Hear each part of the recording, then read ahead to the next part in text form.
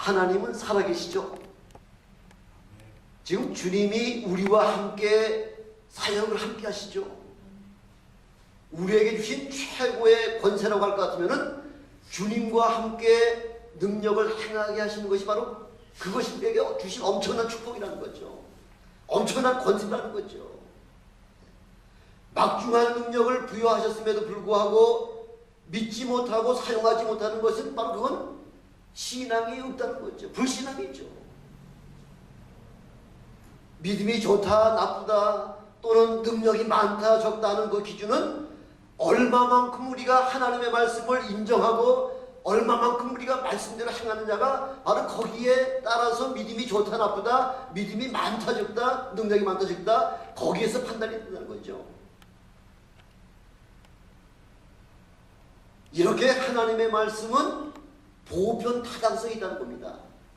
어떤 특별한 사람에게만 주시는 능력이 아니라 모든 믿는 자들에게 주시는 동일한 역사가 바로 우리 보편타당한 역사가 우리 믿는 모든 사람에게 그냥 값없이 주셨다 이렇게 우리에게 말씀하고 있는 거죠.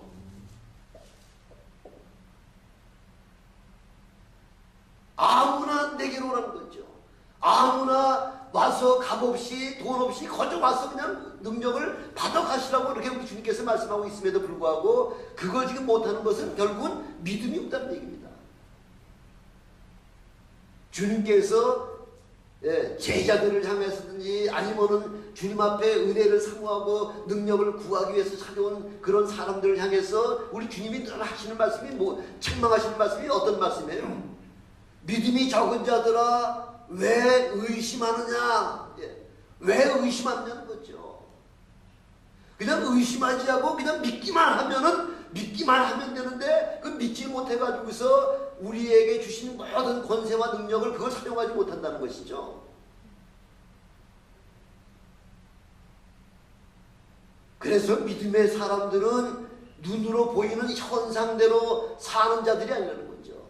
눈으로 바라보고 사는 사람 그런 믿음은 믿음이 아니라는 겁니다. 보지 못하는 것을 믿는 것이 참 믿음이라는 거죠. 우리는 주님이 주신 말씀에 따라 사는 여러분 되시길 주님의 이름으로 축원합니다. 그것이 바로 그 영성이에요. 그것이 주님이 이미 주셨습니다. 우리에게 그 사용하시기만 하면 됩니다. 그 영성이 회복되려면은 바로 첫 번째는 우리의 생각부터 바꿔야 된다는 거죠. 생각부터 생각이 우리의 믿음을 방해한다는 겁니다. 히브리서 11장 3절에 보니까 믿음으로 모든 세계가 하나님의 말씀으로 지어진 줄을 우리가 아나니 보이는 것은 나타난 것으로 말미암아 된 것이 아니니라. 보이는 것은 그냥 현상을만 봐서 그것만 현상을 우리가 바라보는 것이 아니라 나타난 현상만 봐서는 그것이 믿음이 아니라는 거죠. 나타난 현상만 생각하니까 어떤 사상들이 나오나요?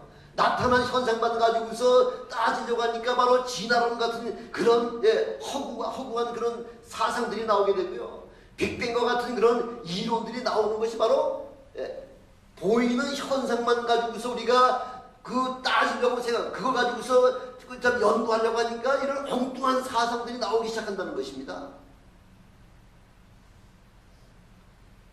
여러분 이 우주 전체가 돌아가는 그 상황을 한번 그 생각 한번 해보세요. 얼마나 빠른 속도로다가 그 엄청난 그 위성들이 서로 달려가면서 자전하면서 공전하면서 달려가면서도 그것이 부닥치지 않냐고서 수천 년 동안 이 우주가 이렇게 지탱되어 나온다고 하는 사실은 이건 하나님의 신묘막치라는 거죠. 하나님께서 함께 하시지 않을 것 같으면 도저히 이런 일을 어떻게 할 수가 있겠냐는 거죠. 우연하게 생겨난 것입니까? 천만의 말씀이죠.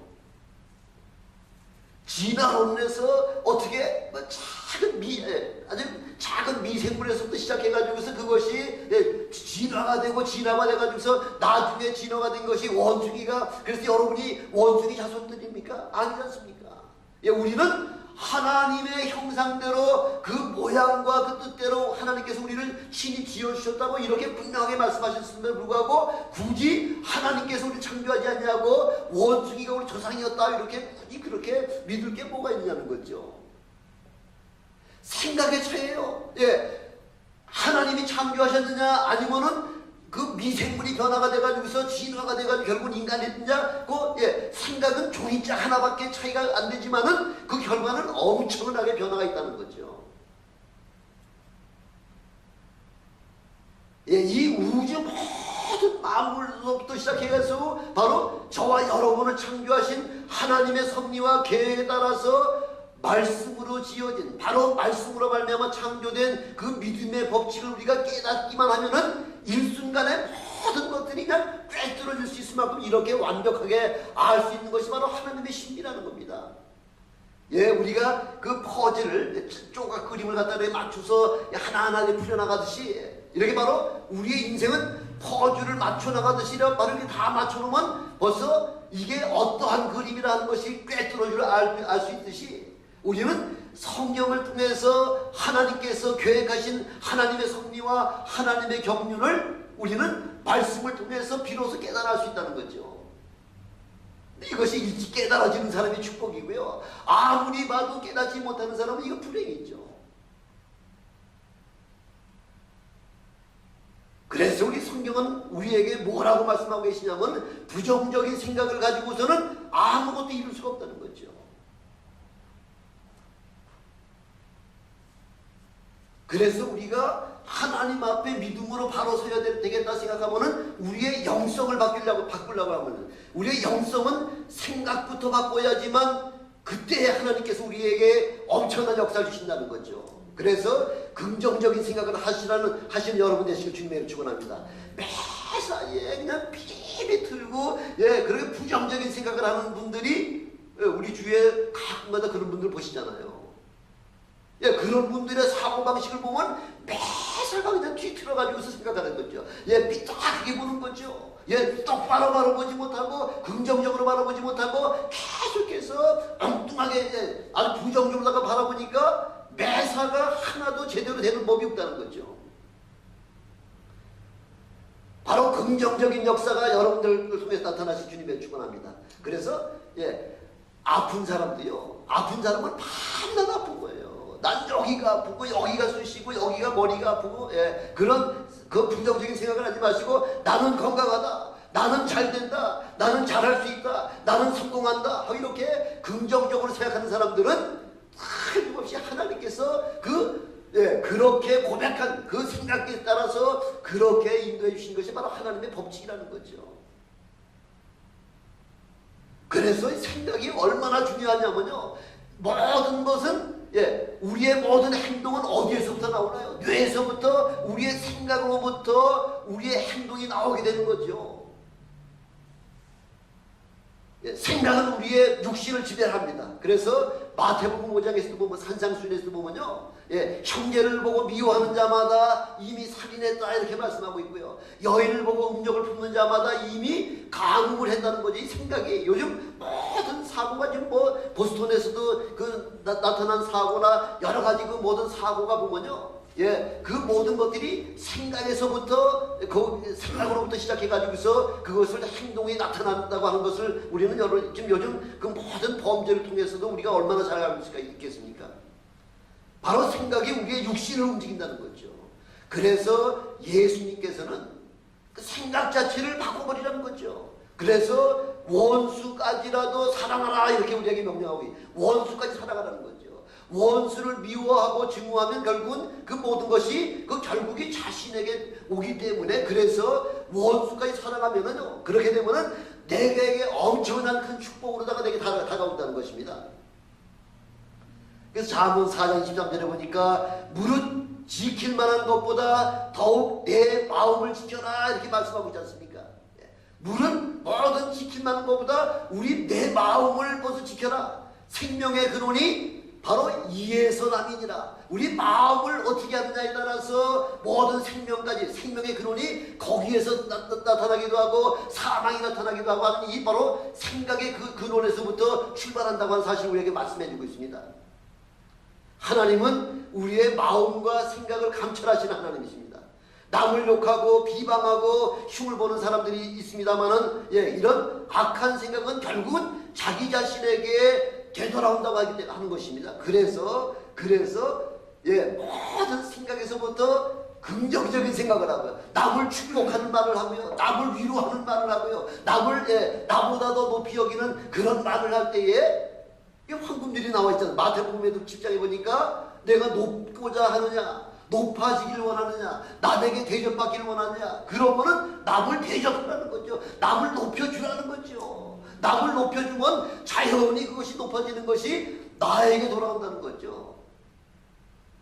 이게 하나님의 비밀이에요. 이게 바로 하나님의 우리에게 주신 놀라운 축복이라는 거죠. 생각은 말과 행동으로 나타나게 됩니다. 그래서 하나님의 말씀은 사람의 생각을 고치는 능력이 있습니다. 그래서 말씀이 영이요 생명이기 때문에, 바로 말씀이 영이요 생명이기 때문에 그 말씀을 통해서 우리의 영혼이 바뀌게 되고 우리의 삶이 축복을 받게 되고요, 우리의 모든 은혜가 넘치게 된다고 하고 이렇게 말씀하고 있습니다. 그럴 때 우리의 영성이 회복된다고 하는 것입니다. 두 번째, 영성을 회복시키려고 할 것 같으면은 두 번째는 믿음은 가장 강력한 그 영성을 회복하는데 최고가 바로 믿음이라는 거죠. 우리 주 예수 그리스도는 어제나 오늘이나 영원토록 동일하신 분이십니다.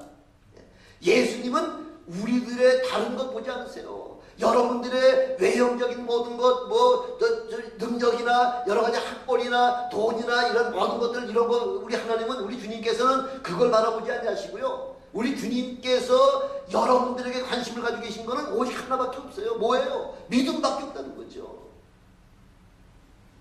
마가복음 7장의 26절 27절을 보니까 수로보니게 여인이 귀신 들린 딸을 예수님께 좀 데려와서 고쳐달라고 그렇게 부탁을 했을 때 예수님께서는 자녀의 떡을 취하여 개들에게 던짐이 마땅하지 아니하다. 이방 여인을 개같이 취급하면서 그 여인의 믿음을 한번 우리 주님께서 그 여인을 개같이 취급했을까요? 우리 주님의 의도는 그게 아니죠. 벌써 우리 주님은 이 여인의 그 마음의 중심이 어디에 나가 있나 그거를 알기를 원하셨기 때문에 자녀의 떡을 취해서 개한테 던짐이 마땅치 아니하다 이렇게 얘기할 때 수로보니게 여인은 맞습니다. 주님 말씀 맞습니다. 그러나 개들도 주인의 밥상에서 떨어진 부스러기로 먹고 삽니다.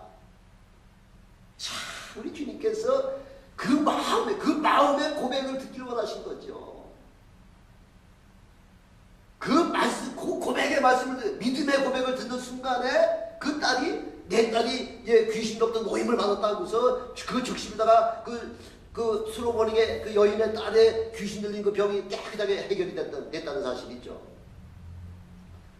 똑같은 그런 상황 속이지만은 로마의 백부장이 자기 하인이 몹시 좀 고통을 받고 지금 아파가지고 고통을 받고 있는데 내 하인을 좀 고쳐주십시오 하고 그렇게 부탁을 드렸을 때에 우리 주님께서는 내가 너희 집에 가서 고쳐주리라.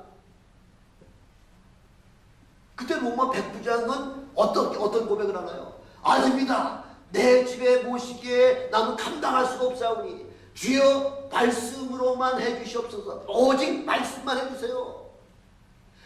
굳이 주님께서 우리 집까지 오셔야 될 수고를 안 하셔도 다만 주님께서는 하나님의 아들이시기 때문에 말씀만 하시면은 내 하인이 낫겠습니다. 그 믿음을 보시고서 주님이 얼마나 감격하셨나요? 마태복음 8장 8절에 보니까 10절에 보니까 이스라엘 중 아무에게서도 이만한 믿음을 내가 만나보지 못했다. 이스라엘 내가 아무리 다녀봐도 이만한 믿음을 만나보지 못했는데 바로 이 로마의 백부장은 이렇게 하나님과 우리 인간의 관계를 바로 말씀과 명령과 순종의 관계보다 이렇게 말씀하시면서 그 믿음을 고백했을 때에 가라 내 믿음대로 될지어다. 어떻게 믿었든지 간에 바로 이 마음에 무슨 믿음이 가있는 사람에게 너의 믿음대로 될지어다 하면서 그렇게 보내는 즉시에 그 즉시 하인이 그 시간에 그 시에 즉시 그 깨끗한 나음을 입었다고 우리에게 말씀하고 있지 않습니까? 이게 바로 믿음이라는 거예요. 믿음. 뭐 믿음이 엄청난 거 아니잖아요. 예, 어떻게 내가 예수 그리스도가 나에게 어떠한 영향력을 주시는 분이며 바로 그분이 어떤 분이시며 그분이 말씀이 바로 살아계신 하나님의 말씀이라고 하는 것이 그것이 내 마음에 믿어지고 깨달아지면 바로 역사가 나타난다는 거죠. 뭐 믿음이 엄청나게 무슨 고행을 해야지만 큰 높은 그 바위들을 타고 올라가서 그런 고행을 하고 고난을 받고 온몸에다가 그 쇠사슬을 쫙 메고서 걸어가기도 힘들 정도 이렇게 고행을 해야지만 우리 주님께서 은혜 주시는 거 아니에요. 믿기만 하라는 거예요. 믿기만.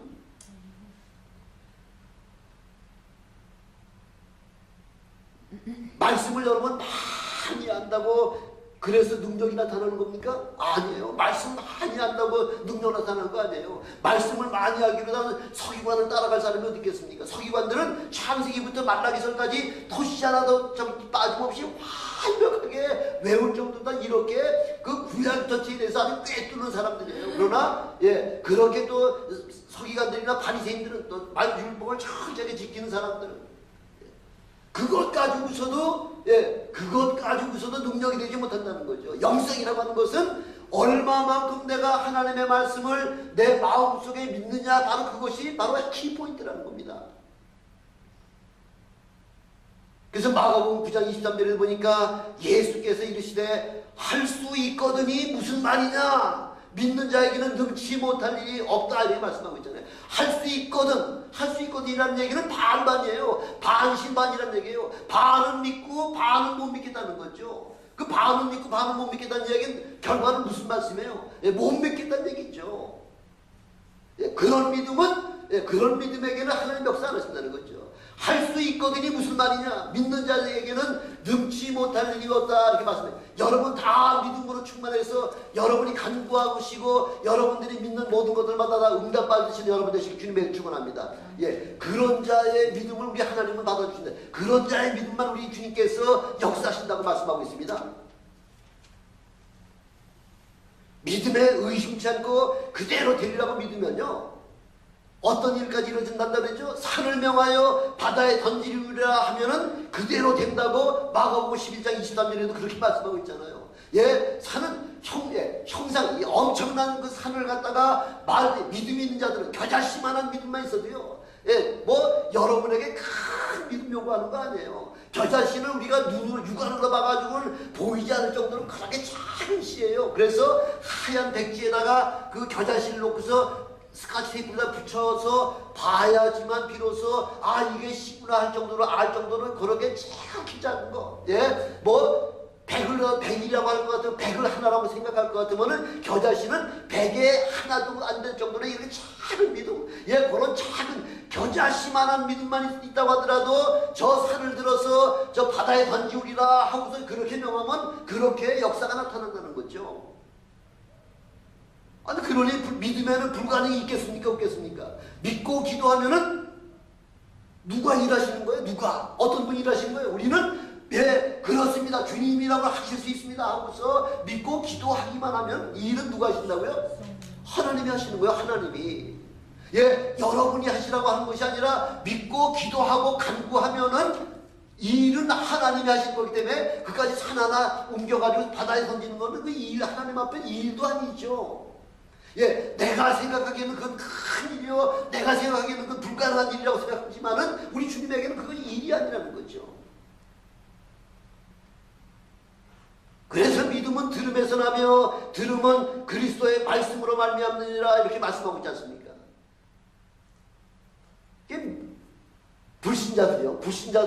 불신자들도 자기 나름대로다가 다 뭐 가지고 있죠. 불신자들, 예수를 믿지 않는 불신자들이 가지고 있는 것을 갖다가 믿음이라고 하지 않냐고 그 불신자들이 가지고 있는 걸 뭐라 그러죠? 신념이라 그러죠. 신념. 믿음과 신념은 근본적으로 차이가 난다는 거죠. 왜냐하면 하나님을 의뢰하느냐 아니면은 나 자신을 의뢰하느냐, 바로 이것이 믿음과 신념과의 차이라는 거죠. 여러분 아무리 여러분들이 자기 자신을 믿는다고 하더라도 여러분 그 한계, 그 힘이라고 하는 것, 여러분 그 능력이라고 하는 건 한계가 있는 거죠. 그래서 믿음은 있어도 좋고 없으면 그만인 것이 아니라 믿음은 세상을 움직일 수 있는 이런 엄청난 파워가 있다는 거죠. 바로 이게 영성이에요. 그게 믿음이 바로 영성이라는 거예요. 얼마만큼 내가 믿음을 가지고서 그렇게 순종하면서 그렇게 명하느냐에 따라서 영성이 그 바로 그 영성의 크기가 여러 거기서 결정이 된다는 것입니다. 시작은 누구부터 시작하는 거예요? 나부터 시작하는 거예요. 나부터. 나부터 시작할 때에 그 믿음이 바로 비로소 온전한 믿음이 시작이 되는 거고요. 내 자신이 믿음으로 움직여질 때에 바로 나를 통하여 세상을 움직일 수가 있는 것입니다.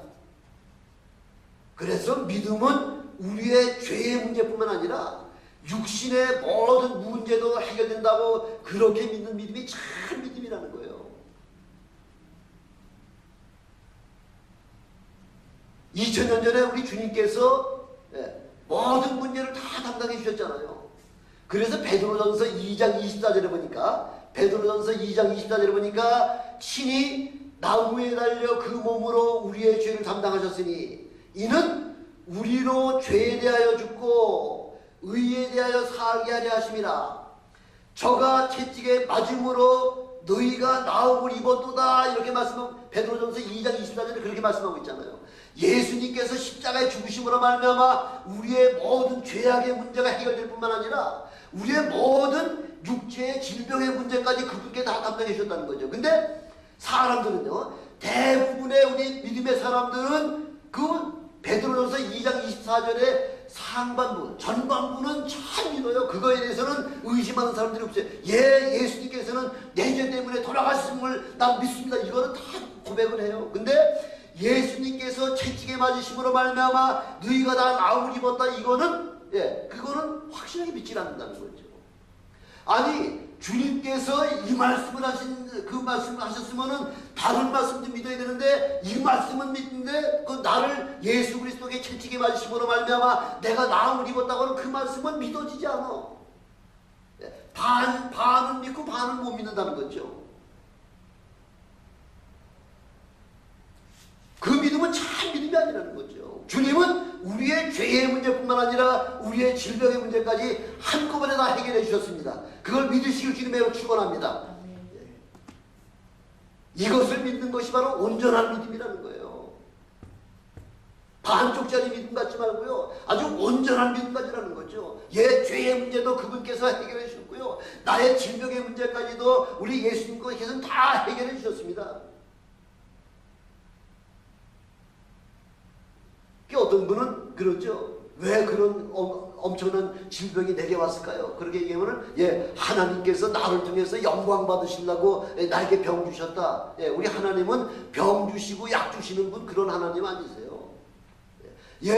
구약 시대에는 하나님의 말씀을 순종하지 않을 것 같으면은 애굽의 종기, 애굽의 질병을 다 백성들에게 주어가지고요. 그래서 그 이스라엘 백성들이 출애굽하다가 모압 여자와 음행할 때 하룻밤에 그냥 하루 저녁에 23,000명씩 죽이게도 하시고 살리게도 하시는 바로 이렇게 구약시대 때는 죄의 결과로 말미암아 죄의 싹은 사망이었기 때문에 그래서 그렇게 죽을 수가 있었지만은 2000년 전 예수 그리스도께서 우리의 모든 죄를 위해서 그분께서 피 흘려 십자가에 돌아가시고요. 모든 매를 수없이 맞으심으로 말미암아 그 매를 통하여 그가 채찍에 맞음으로 너희가 다 나음을 입었도다. 그 너희가 다 나음을 입었다고 하는 그것을 믿는 그 믿음이야말로 참 온전한 믿음이라는 것이죠. 마귀는 우리의 믿음을 도둑질하고요. 또 죽이고 멸망시키려고 그래서 죽이고 멸망시키려고 하는 방법은 뭐밖에 없을까요? 질병 갖다 주는 거죠. 우리에게 미혹의 영을 통해서 우리로 죄를 짓게 그렇게 만든다는 거죠. 죄를 짓게 만들면 결국은 그 죄로 말미암아 죄의 싹은 사망이라 이렇게 말씀하고 있잖아요. 그 죄 때문에 결국은 우리가 질병을 통해서 우리가 결국 멸망받고 죽을 수밖에 없다는 거죠. 그래서 죄는 우리 육체가 짓고요. 그 징벌은 누가 받느냐면 형벌은 영혼이 감당해야 되잖아요. 죄는 육신의 그 정욕에 못 이겨가지고서 육신이 죄는 졌지만은 결국은 그 모든 책임은 우리 영혼이 그 형벌을 받아야 된다는 것이죠. 그래서 우리는 영적인 공격 때문에 바로 그것이 육체의 질병으로 나온다는 거죠. 우리 육체의 질병을 바라볼 때 그것을 영적으로 생각을 해야 된다는 겁니다. 우리가 여러 가지 어려움이나 그런 육신의 질병을 갖다 우리가 당했을 때에 우리는 물론 의사를 찾아가지고 그 약이나 그런 수술이나 그런 방법 가지고서 육신적인 문제를 치료하기도 하지만요. 그거보다 먼저 아사왕은 그 병이 났을 때 그가 이스라엘의 선지자에게 와서 찾아와서 그 자기의 질병의 문제를 고하지 않냐고 먼저 의원을 찾아갔기 때문에 그래서 아사는 올라간 침상에서 내려가지 못하고 죽어버렸잖아요. 먼저 그의 나라와 그의 의를 구하는, 그래서 어떠한 질병이든지 모든 문제가 발생하면 제일 먼저 하나님 앞에 아뢰라는 거죠. 하나님 앞에 고백하고 난 다음에 그러고 또 뭐 치료받을 수도 있고 약 먹을 수도 있죠.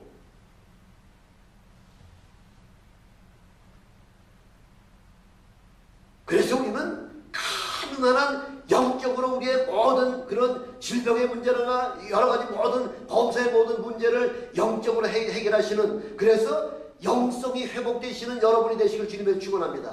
이렇게 한번 그 영적인 은혜를 우리가 체험하고 나면요, 그 영적인 영성이 굉장히 올라가죠. 전에도 한번 말씀드렸지만은 20살 된 그 김영환이라고 하는 그 청년이요. 정신이 이상이 돼가지고 밤마다 동네에서 고래 소리 지르고요. 그래서 온 동네에서 경찰에다가 수를 해가지고서 그 아주 출입 그 금지 명령을 내려가지고서 그 청년이 1년 동안 이 오렌지 카운티에서 LA까지 의사 보러 다니고 병원 다니고 약하러 다니고 해가지고서 1년 동안 그렇게 엄청난 그런 수고와 고생을 했지만은 증세가 호전이 되지는 않았잖아요. 그래서 믿음의 간구를 통해서 한순간에 해결됐던 사실을 제가 전에도 한번 여러분에게 간증하지 않았습니까? 바로 이게 영성이라는 거예요. 물론 세상적인 약 가지고서도 어느 정도 해결은 될 수가 있겠지만은, 그러나 이런 영적인 문제를 갖다가 모든 문제를 영적으로 생각하고서 영적으로다가 우리가 그렇게 시도를 했을 때 하나님께서는 그 영적인 문제로 모든 문제를 해결해 주시는 그런 그 체험을 하시길 주님의 다시 한번 축원합니다. 세 번째, 영성이 회복되냐면요, 꿈을 꾸라는 거죠. 꿈이 없는 백성은 망한다 이렇게 말씀하고 있잖아요. 그래서 그 유명한 마틴 루터 킹 주니어 그 목사님이 내게는 나에게는 꿈이 있습니다. 그 꿈이 어떤 꿈이에요? 그 흑인들을 모든 백인들과 더불어 같은 자유를 누릴 수 있다고 하는 그걸 꿈을 갖다가 계속 꾸고서 그렇게 그가 행동으로 나왔을 때에 비로소 그 몇백 년 동안 노예 생활을 하던 그 흑인들이 비로소 자유를 되찾게 되지 않았습니까? 꿈이 있는 사람을 통해서 세상은 변화가 되게 되어 있습니다. 하나님의 꿈을 꾸는 사람들은 세상의 유익을, 개인적인 욕망이나 야망을 가진 그런 꿈을 가진 사람들은 결국 세상을 어지럽힌다는 거죠. 나폴레옹이나 히틀러 같은 사람은요, 그런 사람도 꿈이 있었죠. 어떤 꿈이요? 바로 나를 통해서 나의 명예와 나의 욕망을 통해서 전 유럽을 통일하겠다고 하는 그 야심과 욕망 때문에 결국은 수많은 사람들의 생명을 앗아가지 않았습니까? 또 소련의 그 레닌 같은 사람이요, 전 세계를 공산화시키려고 각 나라와 나라의 계속해서 끊임없는 전쟁을 일으키고요. 또 한 민족 안에서도 서로 민족 안에서도 서로 분쟁하게 만들어가지고 결국 사상적인 그 분쟁을 통해 가지고서 얼마나 수천만 명, 수억의 사람을 멸망했던 그렇게 피로 말미암아 사망의 길로 인도한 것이 바로 레닌이 자기의 레닌이 가지고 있던 그 꿈을 성취하기 위하여 이렇게 그 자기의 욕심이나 자기의 유익을 위해서 그렇게 행동하는 가지고 있는 그 꿈이라고 하는 것은 결국은 많은 사람들에게 피해를 주고 많은 사람들에게 엄청난 그런 그 사망을 죽는 그 고통을 수반할 수밖에 없다고 하는 것입니다. 결국 욕망의 꿈이라고 하는 것은 사망과 파멸을 가져올 수밖에 없다는 거죠. 하나님의 꿈을 가진 자는 죽음에서 생명으로, 흑암에서 광명으로, 가난에서 부유로, 절망에서 희망으로 이렇게 변화를 주는 능력이 바로 하나님의 꿈을 가진 사람에게는 이런 엄청난 세상에 유익을 주고 세상에 축복을 주는 그런 꿈으로다가 변화되는 역사가 나타나게 됩니다. 우리가 잘 아는 요셉은 바로 꿈의 사나이잖아요. 예, 요셉은 17살 때에 하나님께로부터 2번씩의 그 꿈을 갖다 하나님께서 요셉에게 주셔가지고요. 그래서 요셉을 통해서 가정과 민족과 세상에 유익을 주는 엄청난 놀라운 구원을 성취하지 않았습니까? 예, 이렇게 2번의 꿈을 통해서 형들에게 미움을 받아가지고요. 그래서 마침내 미디안 상인들에게 노예로 팔려갔습니다. 예, 노예로 팔려간 것도 부족해서 그래서 억울한 누명을 쓰고 감옥에 가는 고난을 겪었지만은 그러나 꿈의 사나이 요셉은 한 번도 하나님 내게 이런 꿈을 주셨는데 왜 내가 이런 엄청난 고난을 받고 이런 엄청난 누명을 쓰면서 이런 고난을 받아야 됩니까? 이렇게 하나님 앞에 원망하지 않았다는 거죠. 하나님 나를 판 그 형들에게도 한 번도 원망하지 않았다는 거죠. 예, 하나님이 주신 꿈이 있기 때문에 좌절하거나 낙심하지 아니하는 거예요. 예, 꿈을 꾸신지 바로 꿈을 주신지 하나님께서 꿈을 주신지 13년 만에 세계 최강의 애국 총리가 되는 그래서 마침내 그의 가정을 다 구원하고요. 그의 온 이스라엘 민족을 구원하고요. 마침내는 세상을 구원하는 메시아가 오시는 통로로 그렇게 요셉을 통해 사용하셨다는 거죠. 저는 여러분들을 통해서 여러분들이 세계를 내 가슴 안에 품고 모든 그 세계 모든 민족이 나로 말미암아 모든 세계가 바로 복음화가 될 수 있는 세계 선교의 꿈이 바로 여러분들의 꿈을 통해서 이루어지시기를 주님의 축원합니다. 하실 수 있습니다. 예, 요셉이 어떤 큰 위대한 그런 사람이었기 때문에 그렇게 애굽의 총리가 돼서 세상을 구원합니까? 아니에요. 예, 하나님께 그런 꿈을 가지고서 그 간구하고 하나님 앞에 구하기만 하면 하나님께서 여러분들의 꿈을 이루시는 분은 바로 하나님이세요. 아멘. 그래서 여러분들을 통해서 주님 오시는 그 길이 단축되는 그런 놀라운 역사가 나타나시기를 주님의 축원합니다. 예, 이렇게 또 영성을 회복하려면 네 번째 제일 중요한 게 뭐냐면요. 아무리 믿음도 많고 여러 가지 많은 은혜도 내게 받았지만은 나오는 게 중요하다는 거죠. 말의 권세를 사용해서 바로 영성을 회복하라는 거예요. 부정적인 말 하지 마세요. 죽고 사는 권세가 어디에 있다고요? 혀에 있다 그러잖아요. 이 말 한마디가 사람을 죽이기도 하고 사람을 살리기도 하잖아요. 노무현 대통령이 그 한마디 얘기한 것 때문에 대웅실업외국 사장이 한강에 투신 자살했잖아요. 왜? 인격을 모독하면 그건 참 견디지 못하죠. 여러분 그렇잖아요. 그렇죠? 예, 여러분 다른 거는 다 참을 수가 있는데 인격을 모독하면 그거 못 참잖아요. 예, 좋은 학교 나와가지고서 그 학교도 제대로 못 다닌 우리 형한테 와가지고서 직장이나 그 직장 자기 자리 보존해달라고 돈 주고 이렇게 그 방송을 통해서 온 대한민국이 다 들을 수 있도록 대통령이 한마디 한 말 때문에 그 말 한마디가 사람을 결국 한강에 빠져 죽도록 만드는 역사가 나타나지 않았습니까? 지금 한국의 모든 사람이 자살하고 하는 것들이 다 이 말 때문에 그 말 때문에 견디지 못해가지고 다 자살하고 있는 거 그렇지 않습니까? 그래서 로마서 10장 10절에 보니까 사람이 마음으로 믿어 의에 이르고 입으로 시인하여 구원에 이르니라. 예, 바로 이렇게 우리는 말로 남을 죽이는데 사용하지 말고요. 말로 말미암아 남을 축복하고 남을 살리는데 사용하시는 그런 말만 하시길 주님의 축원합니다. 예, 그래서 바로 여러분 말을 마음껏 선포하세요. 마음껏 선포하시는데 어떤 말 선포하시냐면 나는 구원 받았다. 바로 나는 여러분을 구원하는 바로 구원의 메시지가 나에게 있다. 여러분은 벌써 나음을 입었다 하고서 선포하세요. 박영준 집사님은 이미 깨끗하게 나음을 입었습니다. 선포하세요. 그러면 아멘하고 받아.